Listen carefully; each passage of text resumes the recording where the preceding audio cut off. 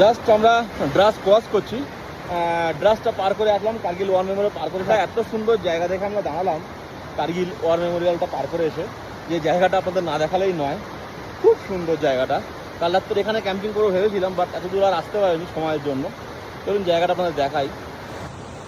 এবার এখানে গাড়ি রেখেছি, ওই সামনে দিয়ে চলে যাচ্ছে NH1।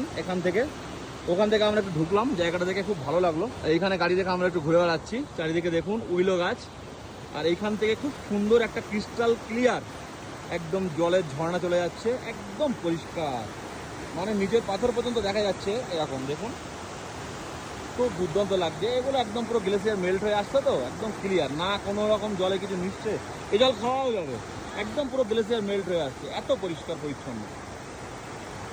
তো এইখানটায় দাঁড়িয়ে এই টাইম কাটাচ্ছি, আর একটু গাড়ির উইন্ডশিল্ডটা ক্লিয়ার করতে হবে, তো এই জল নিয়ে ক্লিয়ার করব।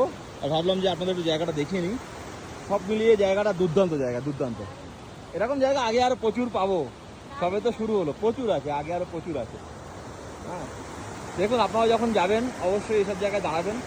আর আপনারা যদি আমার সঙ্গে ট্যুর করেন তাহলে এইসব জায়গা আপনাদের এক্সপ্লোর করতে করতে নিয়ে যাওয়া হবে। প্রতি মাসের শেষ রবিবার আমাদের লে ট্যুর আছে, আপনারা যদি করতে চান অবশ্যই কন্ট্যাক্ট করুন। দেখুন নিচে কন্ট্যাক্ট নাম্বার আসছে, আপনারা কল করুন আর আপনাদের ট্যুর বুক করুন। সম্পূর্ণ বাঙালি খাওয়া দাওয়ার সঙ্গে 7 রাত্রি 8 দিনের একটা দুর্দান্ত লে প্রোগ্রাম আমি সেট করেছি। আপনারা জাস্ট কল করুন আর আপনাদের ট্যুর বুক করুন।